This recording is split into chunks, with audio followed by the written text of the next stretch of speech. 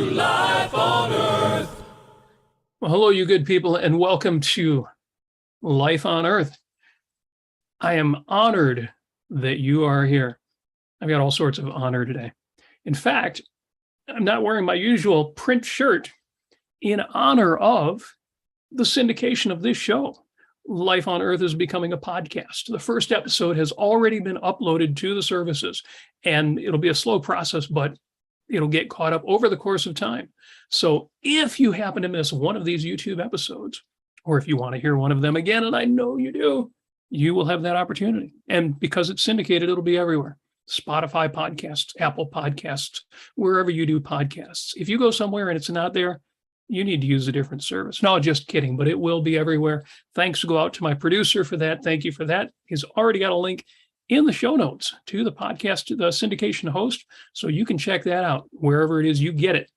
Now, I see we've already got folks in the chat, and that's good to see because I want your input on this one, because today I am honored that you are here because I'm talking about honor.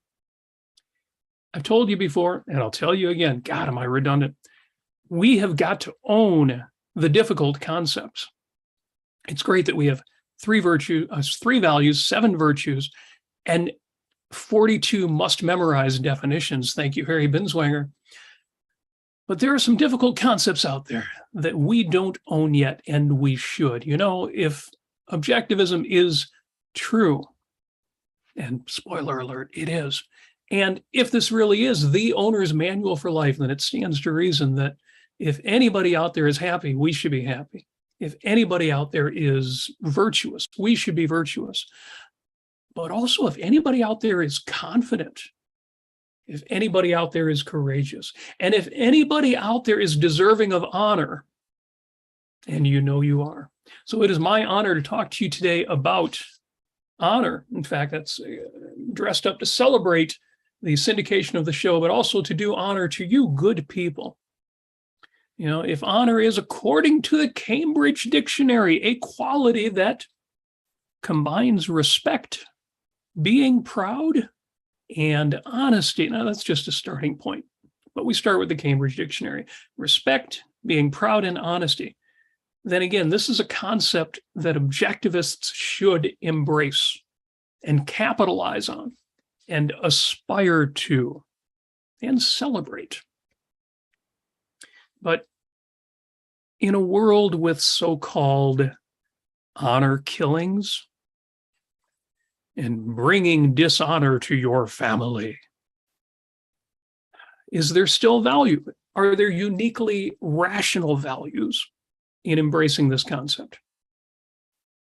So it's my honor to discuss the concept with you. Let me start with a few definitions going back to the Cambridge Dictionary. Honor, a quality that combines respect, being proud, and honesty. For example, a man or woman of honor.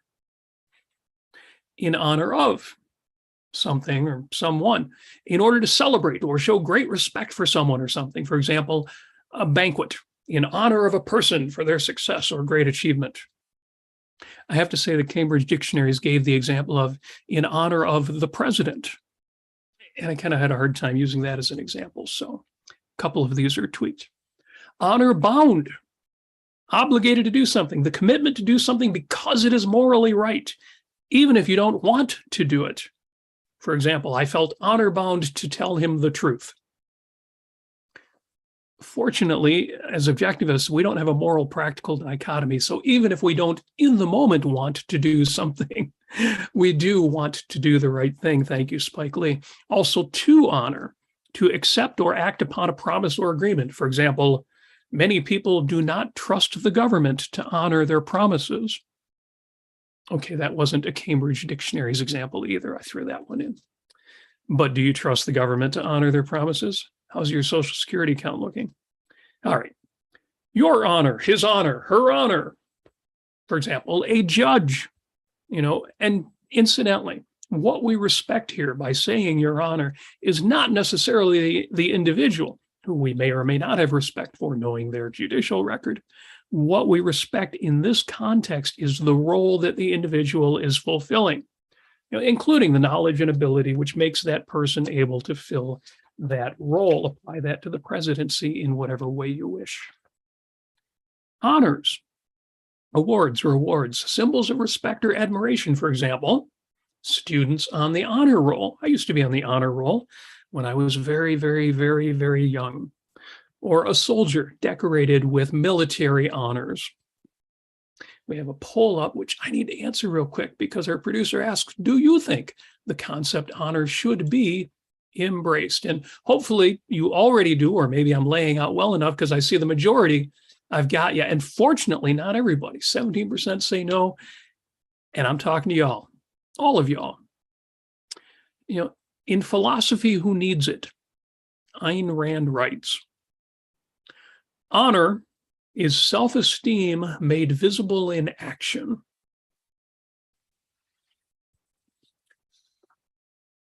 Well, a quality that combines respect, being proud, and honesty. Ayn Rand says, here's the longer paragraph that's taken from. She's talking to the cadets at West Point Military Academy, and she says, in conclusion, allow me to speak in personal terms. This evening means a great deal to me. I feel honored by the opportunity to address you. You have preserved three qualities of character which were typical at the time of America's birth, but are virtually non-existent today. Earnestness, dedication, a sense of honor. Honor is self-esteem made visible in action. So tell me in the chat, and thank you for chiming in on the poll, but tell me in the chat, what does honor mean to you? Now, some of you have already answered online. I asked on the socials, on Facebook, what is the meaning of honor? And for example, super fan Amy Nasir, if she's listening out there, answered courage and honesty, especially in adversity. It's closest to integrity in terms of virtues. Christopher pointed out that, well, as a verb, it means to abide by. That goes back to the previous definition, abiding by an agreement. One honors reality by practicing the virtue of rationality. To honor the truth means to act in accordance with it. And that was good from Christopher. He also points out clear misuses of the concept. Fighting for one's country is honorable, but even if the country is Pakistan, North Korea, Russia, respecting your elders is honorable, but always? I've known some dastardly old men in my day. I reject those uses of the concept. Very good from Christopher, to which I reply, you know, like patriotism, it is perverted when applied to an undeserving target. That does not mean that patriotism is a useless concept. Similarly, honor. There are people who deserve honor, and there are people who do not. And the same holds true when considering a group of people together, a company, a corporation, a family, a business, or a culture. Matthew answered, integrity, commitment to truth and to values, protecting those I care about, all of which concepts, of course, massively overlap. I especially appreciate that, protecting those I care about.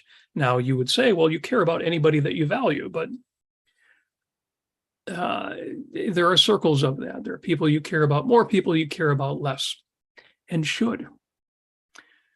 And this is why honor isn't simply integrity or respect or rationality or self-esteem. The closest single concept is pride in the Aristotelian sense of moral ambitiousness and moral achievement. In that sense, it's a curious phenomenon. Being proud of somebody, which is a potent combination of admiration and enthusiasm, but also empathy and pride for experiencing those identifications. Being proud of a person is a thing, an actual identification of a fact in reality.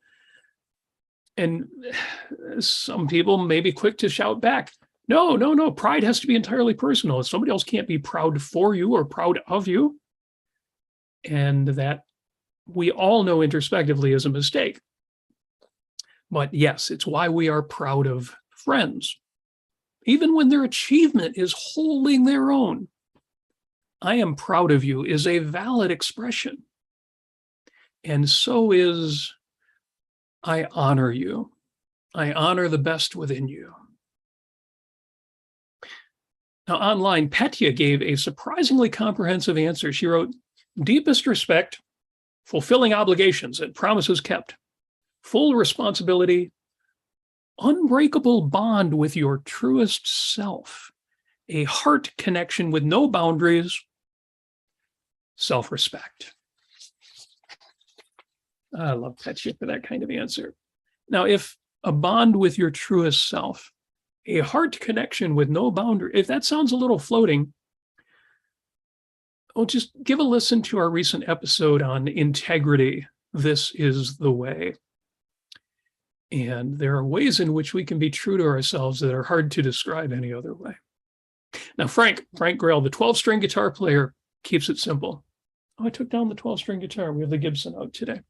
Frank keeps it simple and says, standing up for myself, keeping your promises, abiding by an oath, though not blindly. And there are more good answers repeating many of the same themes. If you go to my Facebook wall, facebook.com/Robert Nasir, you will find both the show notes links. There are links to important things we're talking about and will talk about, but also that thread where you can read more of those comments. I really appreciate the people who chimed in on that. But let me go back to Ayn Rand. This is from Anthem, chapter 11, my favorite chapter, one of my favorite bits of writing in any book. Anthem, chapter 11. Incidentally, the Anthem is now online, so you could read along if you like. I am neither foe nor friend to my brothers, but such as each of them shall deserve of me. And to earn my love, my brothers must do more than to have been born. I do not grant my love without reason, nor to any chance passerby who may wish to claim it. I honor men with my love, but honor is a thing to be earned. Unquote. Then a bit later he says, for the coming of that day, the day when the road is cleared and men come back to the cities, for the coming of that day shall I fight, I and my sons and my chosen friends, for the freedom of man, for his rights, for his life, for his honor. You know, the founding fathers of America closed out the Declaration of Independence.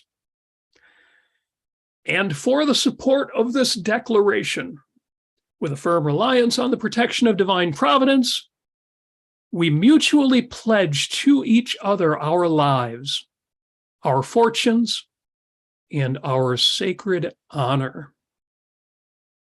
And the climax of what they are pledging is their sacred honor. Or consider and try to imagine replacing that word with any other concept. We pledge our self-esteem. We pledge our pride. The closest thing you could say is we pledge our moral conviction or our moral ambition. Consider the expression, we'll go back to Petya's remarks because I think this connects. Consider the expression, honor the child within you. You know, we grow up and we necessarily set aside immature, childish values. You know, but later in life, you can afford to bring those childhood values of naive wonder and irreverent silliness. You can bring them back and translate them into adult terms, or sometimes don't even translate them. Art, and stories, and music. I think of some of my favorite films are where somebody reconnects with themselves and their childhood values, who they were when they were younger, when in some ways maybe they were better. A charming version of that would be A Christmas Carol. The more pessimistic version of that would be Citizen Kane, but I love a film where somebody rediscovers their own youth. where they honor what they once were, who they once were, and because, of course, of the persistence of identity, who they actually are. That kid is still inside you. You know, we all know about honor gone wrong. We think of honor killings. We think of people who have supposedly brought dishonor to their family, dishonor to their religion, dishonor to their country. You know, these are obviously second-handed, collectivist, nihilistic concepts. You know, I can imagine primitive tribes, you know, thinking that the imagined misdeed of one member might weaken the tribe, weaken the collective. But it is bizarre that any such traditions survive into the modern world. To live your own best life, to live up to your own chosen standards, annihilates these collectivist notions. And this concept is needed for that. You know, in her own journals, if you've got a copy of Journals of Ayn Rand wrote, "A sense of honor is a selfish virtue by definition, because it implies the honor of one's own self, one's own ego. A man of honor will not submit to certain things, nor permit them to be done to him, the things which he considers dishonorable." Dishonorable to whom? To him. He will not permit them to be done. By whom? By other men. What then does a sense of honor require? The placing of self above others. The principle of altruism applied here would become abjectness and depravity, an act of evil. Now, this is from the section in which she was writing The Moral Basis of Individualism, early version of her philosophy, or early declaration of her philosophy, I should say. I think her philosophy was pretty complete from early times. And she was making a list of virtues, and not the 7 virtues that you might expect, that you have memorized, I'm sure. And remember, these were her journals. She was writing, this was not for publication, at least not yet. But this gives you an insight into her thoughts and her priorities at the time. So about virtue, she wrote, "Man's virtues are the qualities required for the preservation of his independence." She goes on, "Integrity, the first, greatest, and noblest of all virtues, is a synonym of independence. The virtue of courage is the strength to face any threat and to fight back." Fight what? Nature, as well as other men when necessary. The virtue of honesty is implicit in the function of the rational faculty. She then discusses the sense of honor, as I quoted, before continuing with, "The virtue of self-confidence is made clear by the very term. It is not confidence in others, nor reliance upon others, but confidence in one's own ability, in one's strength, one's courage, one's judgment, one's vision. The virtue of strength implies all the same considerations: strength of character, strength of will, strength of spirit, all attributes of the ego, needed in conflict with others. In other words, during conflicts with other people. The love of freedom is a synonym of independence. A sense of justice. Again, she's listing virtues here. The virtue of wisdom. The virtue of wisdom implies all the same considerations as above. One cannot be wise except through one's own brain and acting upon one's own thoughts. And then she sums it up.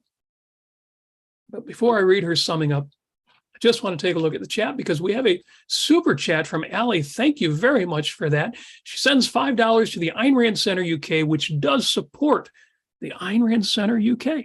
Money doesn't come to me. Believe me, I'm loaded. I'm rich. I'm an objectivist, of course, so I'm successful and wealthy. But the Ayn Rand Center UK can absolutely use your help, your support. Any super chats that you put in, that money goes right to support programs like this and everything else that they do.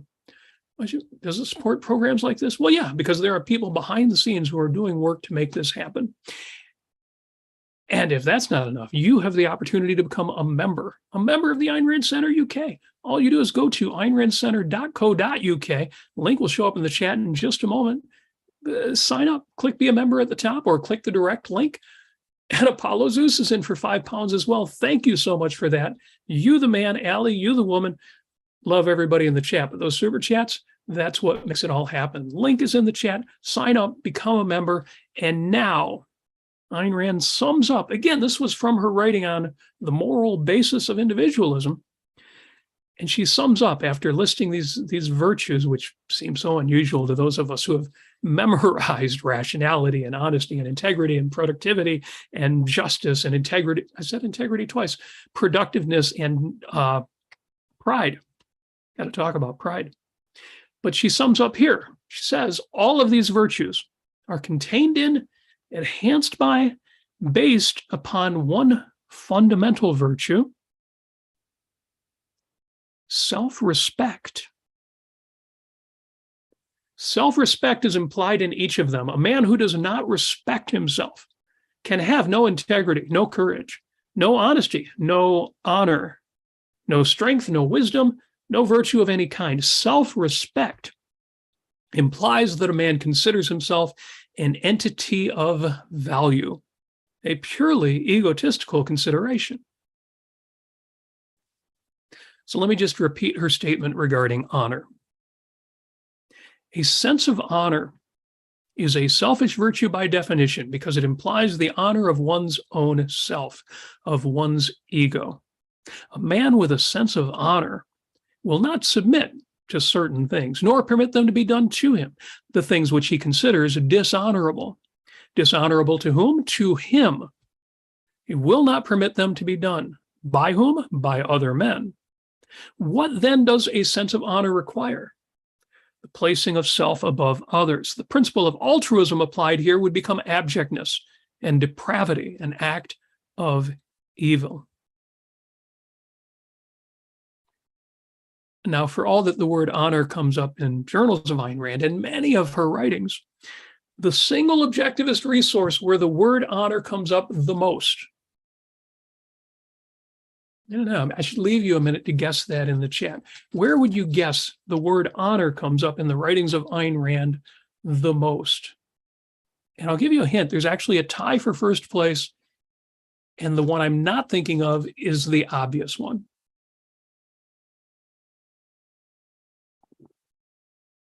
Because the one I'm not thinking of is a book in which the words "Your Honor" are said dozens of times.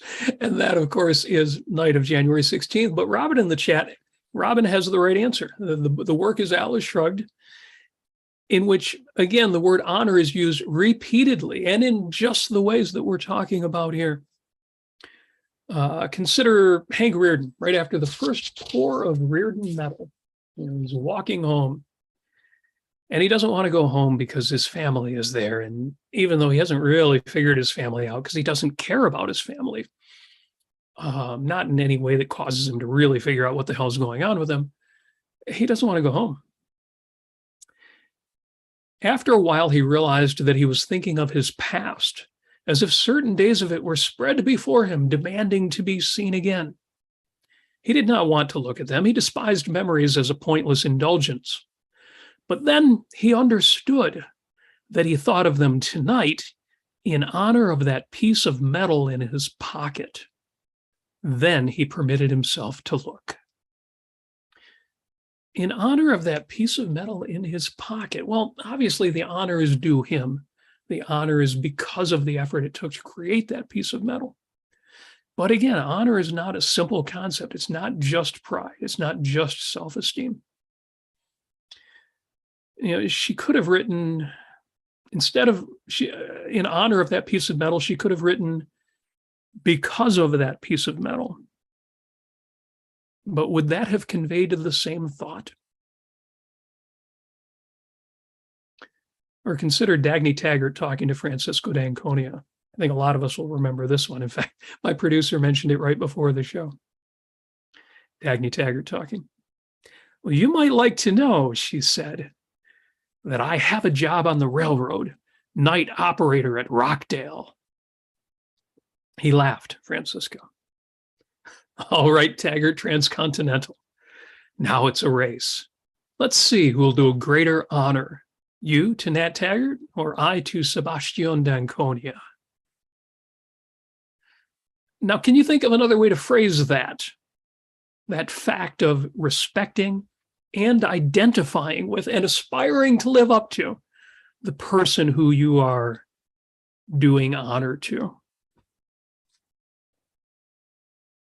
Think of the first run of the John Galt line and the honor guard. Dagny Taggart's looking out the window of the locomotive. She looked out at the country. She had been aware for some time of the human figures that flashed with an odd regularity at the side of the track. But they went by so fast that she could not grasp their meaning, until, like the squares of a movie film, brief flashes blended into a whole, and she understood it. She had had the track guarded since its completion, but she had not hired the human chain she saw strung out along the right-of-way. A solitary figure stood at every milepost. Some were young schoolboys. Others were so old that the silhouettes of their bodies looked bent against the sky.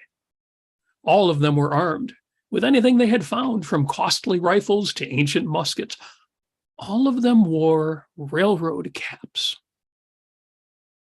They were the sons of Taggart employees and old railroad men who had retired after a full lifetime of Taggart's service. They had come unsummoned to guard this train. As the engine went past him, every man in his turn stood erect, at attention, and raised his gun in a military salute. When she grasped it, she burst out laughing. Suddenly, with the abruptness of a cry, she laughed, shaking like a child. It sounded like sobs of deliverance.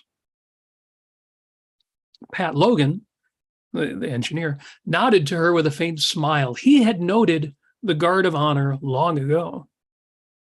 She leaned to the open window, and her arms swept in wide curves of triumph, waving to the men by the track. Can you think of a better concept than an honor guard for that sequence, for that phenomenon, for what the men in that scene are doing?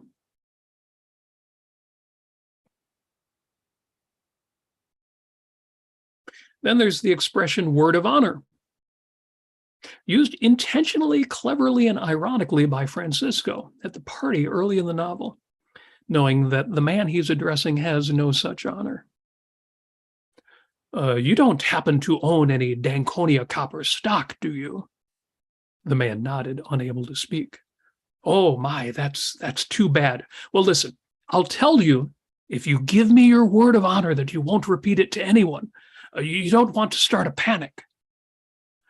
"Word of honor," gasped the man. Of course, those of us who know that sequence know the first thing the man does is immediately tell everybody, which is what Francisco d'Anconia wanted to happen. So, my honored guests listening to this podcast on the Podcasts Network, podcast networks, where did my plural get lost there? Or watching live in the chat, and thank you for that. In fact, I've got a question. What does the $ figures mean for objectivists? Keeps popping up. Speaking of Francisco d'Anconia, there's a whole speech about the meaning of money in Atlas Shrugged. You can also find it reprinted in For the New Intellectual. Or you can, I'm sure you can find it online. Somebody has to have put it on a website, whether that's legal or not. I'm sure it's out there. Just look up Francisco Money's speech. And there's more to it than that. There are references to, for example, there's a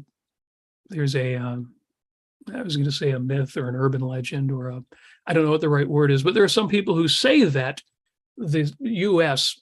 that came from the combination of the letters U.S. for United States. That's apocryphal. Nobody knows if there's any truth to that. But the point has been made that if it isn't true, it should be, because this is the country that was established on the basis of trade, of money. But to really make that you should look up Francisco's Money Speech, or just look up Money Speech, Atlas Shrugged. You will. It's a great read. It's an inspiring read. And if you read it in the context of that chapter, at that party that's going on, same one that this other quote comes from, it's both inspiring and hilarious. It's just brilliant on so many levels. And so there is that. Jeff Bannister is in with a big super chat. Thank you, Jeff, for being such an outstanding supporter of the Ayn Rand Center UK and all of us associated with it. Gratitude goes out to you. And he says, a life of many wasted years like mine. Oh, man, I know that feeling. A life of many wasted years like mine and a trail of misdeeds makes it difficult to let that go and honor myself going forward. Jeff, I have a lot of both sympathy and, for better or for worse, empathy for that. I have made my share of mistakes. And it's one of the reasons why, because I encourage people to go out and take chances, to have a high degree of risk tolerance, I don't go as far with that as some people do, because I have taken risks that did not pay off, which is fine. We all need to do that. But some of them caused some real damage. So you have my empathy there. And I know the feeling, but at some point, you realize that today, September 29th, 2022, all that matters is what you do from this point on.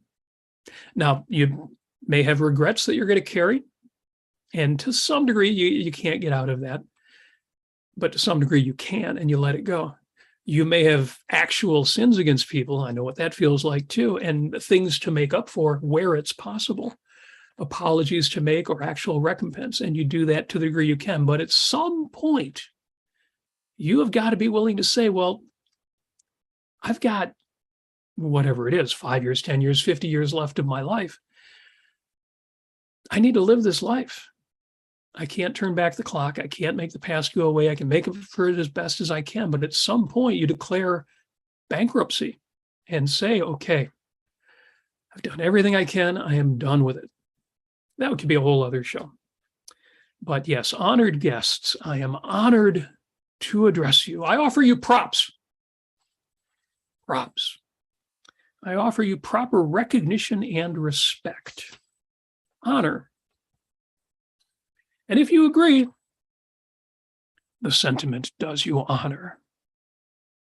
I love that slightly sarcastic line at the end of Cyrano de Bergerac, where De Guiche is admitting that despite all of his success, it's left him with a vague feeling of disgust.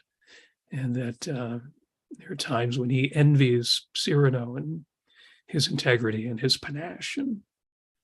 And Roxanne answers with a bit of sarcasm, the sentiment does you honor. But that's true. So I trust that you, each and every one of you, all of you out there, will continue to act with honor. And if you have acted without honor, that you will do what you can about it and make up for it. Never act without honor, never to be stripped of honor. And for those who ask me to drop that concept, too much baggage, I decline the honor. And finally, to end on the lightest note of all, there was a young lady who offered her honor. There was a young man who honored her offer. All night long, it was honor and offer. Honor, that concept in naming a quality which combines respect, being proud, and honesty, or in Ayn Rand's words, self-esteem made visible in action. Honor is a concept we, as admirers of Ayn Rand, as philosophers, as passionate valuers, it's a concept we should own. Ayn Rand has said that courage and confidence are practical necessities. Courage is the practical form of being true to existence, of being true to truth. And confidence is the practical form of being true to one's own consciousness. So too, honor is self-esteem, the inviolate certainty that one's mind is competent to think and one's person is capable and worthy of happiness, which means is worthy of living. Honor is self-esteem made visible in action. We should embrace honor, celebrate honor, aspire to honor, and honor honor. So let's do it. Thank you. We're going to do Clubhouse right after the show. In the meantime, I wish you a magnificent life on Earth.